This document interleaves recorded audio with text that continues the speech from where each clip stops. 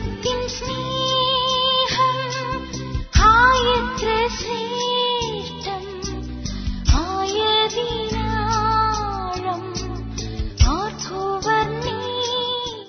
We might live through him so that we may live with him. And then we may live for him.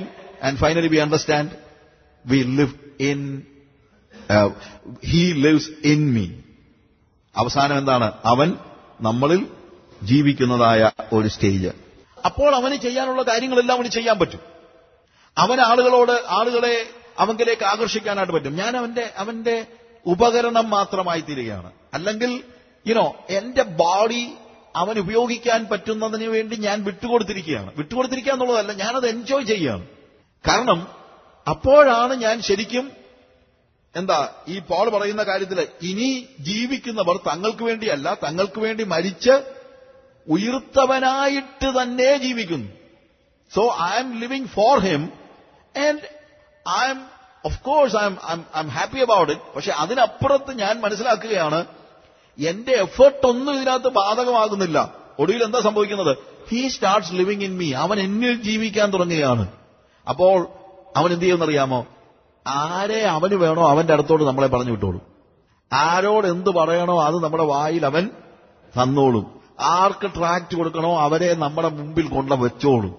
അപ്പൊ പിന്നെ നമ്മളെന്താണ്? നമ്മളങ്ങ് നിന്നു കൊടുത്താൽ മതി, അവനെല്ലാം ചെയ്തോളും. പക്ഷേ ബോഡി അവന് കൊടുക്കണം, നമ്മുടെ ശരീരത്തെ അവന് കൊടുക്കണം. നമ്മൾ അവനോട് കൂടെ ജീവിക്കുകയാണ്. I understand him, I know him, I experience him in spirit and he lives in me, in my body. I am living for him and giving my body to so that he may use it as an instrument. അവന് ഉപയോഗിക്കാൻ പറ്റുന്ന ഒരു ഉപകരണമായിട്ട്. എന്തൊരു അത്ഭുതകരമായ ഒരു സ്റ്റേജാണ് സഹോദരങ്ങളെ ഇത്. അപ്പൊ പിന്നെ നമുക്ക് ക്രിസ്തുവിന്റെ ബേർഡനുമാണ് ഉണ്ടാകുന്നത്. When Jesus starts living in us, പിന്നെ ക്രിസ്തുവിനുള്ള വേദനയാണ് എന്റെയും വേദന, യേശുവിന്റെ വേദനയാണ് എന്റെ വേദന. അല്ലാതെ ഒന്നും എന്നെ വേദനിപ്പിക്കത്തില്ല. യേശുവിന്റെ കൺസേൺ ആണ് എന്റെ കൺസേൺ. യേശുവിന്റെ കൺസേൺ എന്റെ കൺസേൺ ആകുമ്പോഴാണ് എനിക്ക് ഭാവിയെക്കുറിച്ചുള്ള കൺസേൺ ഒക്കെ പോകുന്നത്. ഹല്ലേലൂയ. നമ്മളെന്താണ്? എന്റെ കുഞ്ഞുങ്ങൾക്ക് എന്തോ പറ്റും, കുഞ്ഞുങ്ങൾക്ക് എന്തോ പറ്റും എന്നൊക്കെ നമ്മൾ ചിന്തിക്കുന്നത് എന്തുകൊണ്ടാണ്? Because Jesus is not living in me. When Jesus starts living in me, പിന്നെ അവൻ നരകത്തിൽ പോയാൽ എന്തോ പറ്റും, എന്റെ ദൈവമേ അവനോട് സുവിശേഷം പറഞ്ഞില്ലെങ്കിൽ എന്തോ ചെയ്യും. പിന്നെ എന്റെ കൺസേൺ മുഴുവൻ എന്താണ്? ഞാൻ ജഡപ്രകാരം ആളുകളെ കാണുന്നില്ല. അപ്പൊ എന്റെ കുഞ്ഞുങ്ങളെ കുറിച്ച് എനിക്ക് കൺസേൺ ഉണ്ടോ? തീർച്ചയായിട്ടും ഉണ്ട്. എന്റെ കുഞ്ഞുങ്ങൾ നരകത്തിൽ പോയാൽ എന്തോ പറ്റുമെന്ന് എന്റെ ചിന്ത. ഞാൻ പറഞ്ഞ മനസ്സിലായോ കാര്യം? എന്റെ കുഞ്ഞുങ്ങളെയും ഞാൻ എന്ത് ചെയ്യുന്നില്ല? ജഡപ്രകാരം കാണുന്നില്ല. നമ്മളൊക്കെ കുഞ്ഞുങ്ങളെ ജഡപ്രകാരം കാണുന്നത് കൊണ്ടാണ് ജഡപ്രകാരമുള്ള അവരുടെ ആവശ്യങ്ങൾ നമ്മുടെ കൺസേൺ ആകുന്നത്. നമ്മുടെ കുഞ്ഞുങ്ങളെയും ഇതേപോലെ തന്നെ ആത്മാവിലൊന്ന് കാണാൻ പഠിച്ചേ. ഹല്ലേലൂയ. നമ്മുടെ ഒരു വലിയ പ്രശ്നം ഇതാണ്. ഇന്ന് വിശ്വാസികളും കുഞ്ഞുങ്ങളെ കാണുന്നത് ജഡപ്രകാരമാണ്. അവർ മറ്റുള്ളവരെയൊക്കെ ചിലപ്പം ആത്മാവിൽ കാണാൻ നഷ്ടപ്പെട്ടു പോകുന്ന ആത്മാക്കള്, എന്റെ അയൽക്കാര്, എന്റെ വീട്ടുകാര് എന്നൊക്കെ ചിലപ്പോൾ പറയും. കുഞ്ഞുങ്ങളോ? അല്ല, അവര് നന്നായിട്ട് പഠിച്ച് വല്ല ഡോക്ടറോ എഞ്ചിനീയറോ ആയി അയർലൻഡിൽ പോയിട്ട് വേണം എനിക്ക് അവിടെ പോയി തണുത്ത് വിറച്ച് ചാകാൻ. ഈ പിള്ളേരെയൊക്കെ ഈ തണുപ്പ് രാജ്യത്ത് നിങ്ങളെ ഓടിക്കൊണ്ട് മൈഗ്രേറ്റ് ചെയ്യിച്ച് അതിന്റെ കൊച്ചുങ്ങളെ നോക്കി നിങ്ങൾ ഈ തണുത്ത് വിറച്ച് ചാകുന്നതിനകത്ത് എന്ത് സഹോദരന്മാരെ അർത്ഥം? അതൊക്കെയാണോ ലോകത്തിലെ ഏറ്റവും വലിയ ഭാഗ്യമെന്ന് എനിക്ക് മനസ്സിലാകാത്ത കാര്യമാണ്. എനിക്ക് ഐ എം നോട്ട് ജോക്കിങ്. എനിക്ക് മനസ്സിലാകുന്നില്ല ഇതിനകത്ത് എന്ത് ഇത്ര വലിയ ആനക്കാര്യമെന്ന്. അവര് കാനഡ ആയാലും ഓസ്ട്രേലിയയിലും അതുപോലെ മഞ്ഞ് നമുക്കൊക്കെ ഇതുവല്ലം പിടിക്കുമോ? അതാണോ ജീവിതത്തിലെ ഏറ്റവും വലിയ ഭാഗ്യം? ഏറ്റവും വലിയ ഭാഗ്യം നമ്മുടെ കൊച്ചു കേരളത്തിൽ കാണാൻ ജീവിക്കാൻ പറ്റുമോ? അതല്ലയോ?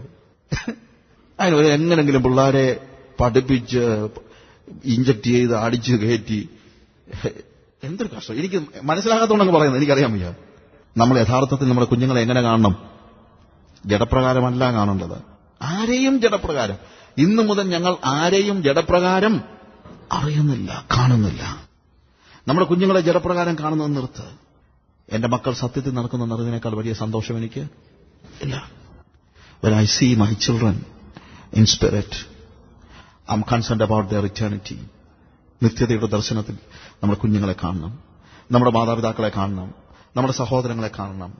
നമ്മൾ കണ്ടുമുട്ടുന്ന എല്ലാവരെയും ഇനി ജഡത്തിലല്ല നമ്മൾ ഇന്നു മുതൽ നമ്മൾ ആരെയും ജഡത്തിൽ അറിയുന്നില്ല.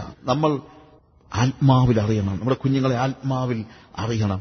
അപ്പോഴാണ് അവരുടെ നാശം എന്റെ ഒരു വലിയ കൺസേൺ ആകുന്നത്. അപ്പോഴാണ് ഞാൻ പറയുന്നത്, ഞാൻ സുവിശേഷം അറിയിക്കുന്നില്ലെങ്കിൽ എനിക്ക് അയ്യോ കഷ്ടം.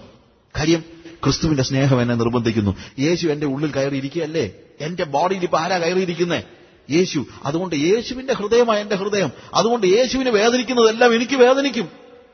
യേശുവിന് വേദനിക്കുന്നത് മാത്രമേ എനിക്ക് വേദനിക്കൂ. വേറെ കാര്യം ഇപ്പൊ ഞാൻ ജീവിക്കുന്നില്ല. No longer I but Christ lives in me.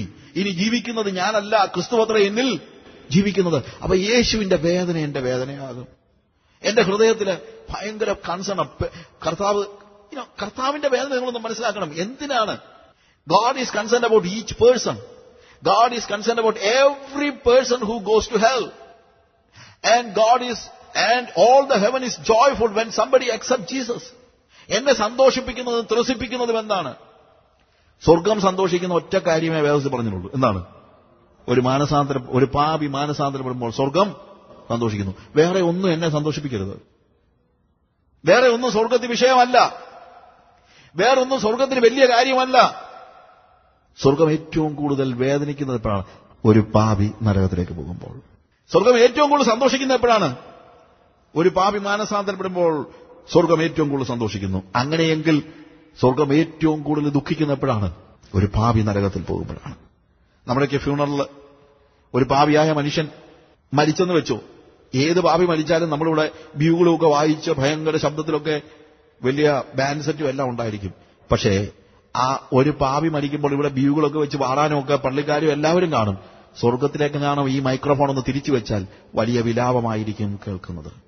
If I M bone of Jesus, if I M living through him and with him, and if I live for him, and if Jesus lives in me, എന്റെ ഹൃദയത്തിന്റെ വേദന ഒരു പാപി മരിക്കുമ്പോൾ, യേശുവിനെ അറിയാതെ ഒരു പാപി മരിക്കുമ്പോഴുള്ള വേദന, അത് നമുക്ക് പറഞ്ഞറിയിക്കാൻ വയ്യാത്ത വേദന. കാര്യം യേശുവിന്റെ വേദനയാണ്. അതെന്റെ വേദനയല്ല. എനിക്ക് അത്രയ്ക്കും വേദനിക്കാനൊന്നും എന്റെ സ്വാഭാവിക ജീവിതത്തിൽ കഴിയത്തില്ല. കാര്യം ഞാൻ ജഡപ്രകാരമാണ് ജീവിക്കുന്നതെങ്കിൽ എന്നെ സ്വാധീനിക്കുന്നതെല്ലാം ജഡപ്രകാരമുള്ള കാര്യമായിരിക്കും. പക്ഷെ ഞാനിപ്പോൾ ജീവിക്കുന്നത് ജഡപ്രകാരമല്ല. ഞാൻ ആരെയും ജഡപ്രകാരം അറിയുന്നില്ല. അതുകൊണ്ട് ഓരോ വ്യക്തിയെ കാണുമ്പോഴും യേശു എന്നിൽ ഇരുന്നുകൊണ്ട് വേദനിക്കുകയാണ്. അവന്റെ സ്വരൂപത്തിനും സാദൃശ്യത്തിനും സൃഷ്ടിക്കപ്പെട്ട വ്യക്തി, അവൻ രക്തം കൊടുത്ത് വിലയ്ക്ക് വാങ്ങിയ വ്യക്തി അതിനെ നിഷേധിച്ചിട്ട് പോകുമ്പോൾ ഹൃദയത്തിന്റെ ഉള്ളിൽ കർത്താവിരുന്ന് വേദനിക്കുന്ന എനിക്ക് മനസ്സിലാക്കാൻ പറ്റും. ഞാൻ ഒരു പുതിയ ക്രിയേഷനാണെങ്കിൽ ഈ വേദന എന്നിൽ എപ്പോഴും ഉണ്ടായിരിക്കും. ഞാൻ എപ്പോഴും കാര്യം പുതിയ സൃഷ്ടി ഒരിക്കലും എന്ത് ചെയ്യുന്നില്ല, തനിക്ക് വേണ്ടി തന്നെ ജീവിക്കുന്നില്ല. നമ്മുടെ ഹൃദയത്തിന്റെ വേദന എപ്പോഴും ആ കാര്യമായിരിക്കും. നമ്മൾ അതിന്റെ 17 മുതലുള്ള വാക്യങ്ങളിൽ 20 വരെയുള്ള വാക്യങ്ങൾ നമ്മളൊന്ന് വീട്ടിൽ പോയാണെന്ന് വായിക്കണം. ഒരുത്തൻ ക്രിസ്തുവിലായാലും പുതിയ സൃഷ്ടിയാകുന്നു, പഴയത് കഴിഞ്ഞുപോയി, ഇതാ അത് പുതുതായി തീർന്നിരിക്കുന്നു. അതിനൊക്കെയും ദൈവം തന്നെ കാരണഭൂതൻ. But all these things are of God. ഇതൊക്കെ എങ്ങനെ അതിന്റെ അർത്ഥം ഇതെല്ലാം ദൈവമാണ് കൂട്ടിവരുത്തിയത്, അല്ലെങ്കിൽ ഇതെല്ലാം സംഭവിച്ചത് ദൈവമാണ്, ദൈവത്താലാണ്. ഇതിനൊക്കെയും ദൈവം തന്നെ കാരണഭൂതൻ. അതായത് എന്നോട് ഇത് ചോദിച്ചാൽ ഇതിനേക്ക് എക്സ്പ്ലെയിൻ ചെയ്യാൻ പറ്റത്തില്ലെന്നാ പോൾ പറയുന്നത്. അതാണ് ശരിക്കും അതിന്റെ വാക്യത്തിന്റെ അർത്ഥം. ഇവിടെ മുകളിൽ പറഞ്ഞ ഓരോ കാര്യങ്ങളും എന്താണ്? എല്ലാവർക്കും വേണ്ടി ഒരുവൻ മരിച്ചിരിക്കുക, എല്ലാവരും മരിച്ചു, ഇനി ജീവിക്കുന്നവർ തങ്ങൾ. ഇതൊക്കെ എക്സ്പ്ലെയിൻ ചെയ്യാൻ പറഞ്ഞാൽ പറ്റുമോ? ഒരുവൻ ക്രിസ്തുവിലായാൽ അവൻ പുതിയ സൃഷ്ടിയാകുന്നു. അതെങ്ങനെ പുതിയ സൃഷ്ടിയാകുന്നത്? നമുക്ക് പറഞ്ഞു കൊടുക്കാൻ പറ്റുമോ? ഇല്ല. ഇതൊന്നും പറഞ്ഞു കൊടുക്കാൻ പറ്റുന്ന കാര്യമല്ല. കാരണം ഇത് ജഡത്തിന്റെ കാഴ്ചയിൽ കാണുന്ന കാഴ്ചകളല്ല. അതുകൊണ്ട് പോൾ പറയാണ് അതൊക്കെ എങ്ങനെയാന്ന് ചോദിച്ചു കഴിഞ്ഞാൽ അതൊക്കെ അങ്ങനെയാ. എങ്ങനെ? അതൊക്കെയും ദൈവം തന്നെ കാരണഭൂതൻ. ദൈവമാണ് ഈ കാര്യങ്ങളെല്ലാം ചെയ്തത്. ഇതൊരു ദൈവ പ്രവൃത്തിയാണ്. അതെനിക്ക് മനുഷ്യൻ എക്സ്പ്ലെയിൻ ചെയ്യാൻ പറ്റത്തില്ല. പുതുതായി ജനിക്കുന്നതിനെക്കുറിച്ച് യോഹന്നാന്റെ സുവിശേഷം 3-ാം അധ്യായത്തിൽ നിക്കോദീമോസിനോട് പറയുമ്പോഴും കർത്താവ് പറയുന്ന കാര്യം ഇതാണ്: കാറ്റ് എവിടെ നിന്ന് വീശുന്നുവെന്നും എവിടേക്ക് പോകുന്നുവെന്നും നമ്മൾ അറിയുന്നില്ല. അതൊന്നും എക്സ്പ്ലെയിൻ ചെയ്യാൻ നമുക്ക് പറ്റത്തില്ല. ആത്മാവിനാൽ ജനിച്ചവനും അതുപോലെ ആകുന്നു. ആത്മാവിനാൽ ജനിച്ചവന്റെ പാട് പുറത്ത് കാണുന്നൊന്നുമില്ല. നമ്മളിതൊന്നും കാണുന്നില്ല. പ്രസവം നടക്കുന്നു നമ്മൾ കാണുന്നില്ല, പക്ഷെ സൃഷ്ടി നടക്കുന്നുണ്ട്. അതെങ്ങനെ അറിയാം? എങ്കിലും അതിന്റെ ശബ്ദം നീ കേൾക്കുന്നുണ്ട് എന്ന് പറഞ്ഞതുപോലെ വീണ്ടും ജനിച്ചവനെ കണ്ടാൽ അറിയത്തില്ലെങ്കിലും കൊണ്ടാലറിയാം.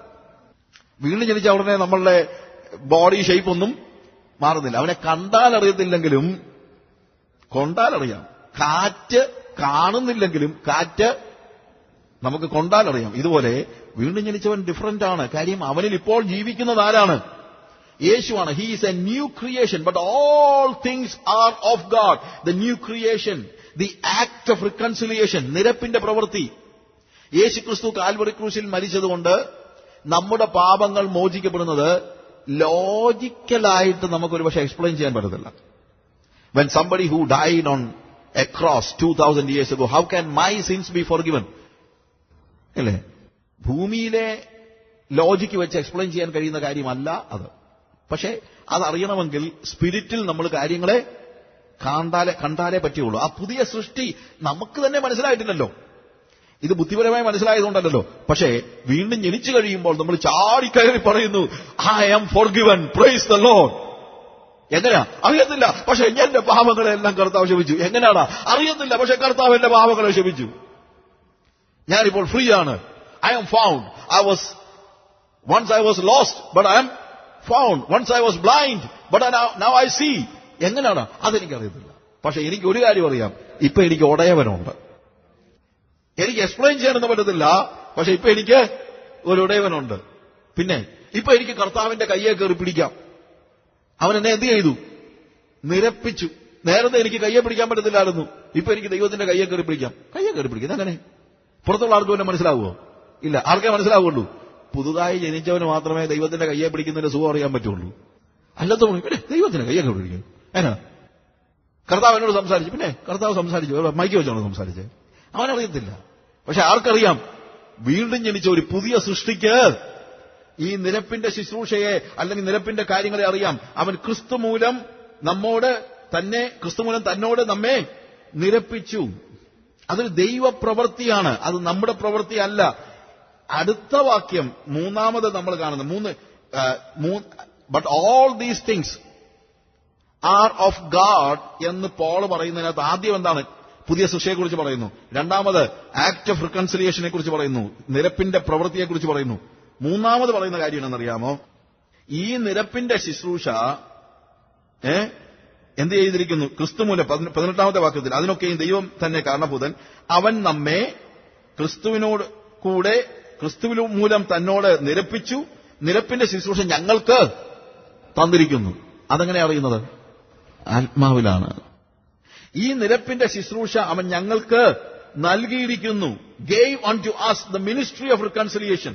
ഇതൊക്കെയും ദൈവത്തിന്റെ പ്രവൃത്തിയാണ്. എല്ലാം അവനെന്നെ പുതിയ സൃഷ്ടിയാക്കി, അവനെന്നെ റിക്കൺസൈൽ ചെയ്തു. എന്നിട്ട് ഈ റിക്കൺസിലിയേഷന്റെ ശുശ്രൂഷ ഇപ്പോൾ എന്ത് ചെയ്തിരിക്കുന്നു? നമുക്ക് അവൻ ഫലമേൽപ്പിച്ചിരിക്കുന്നു. We are entrusted with the ministry of reconciliation.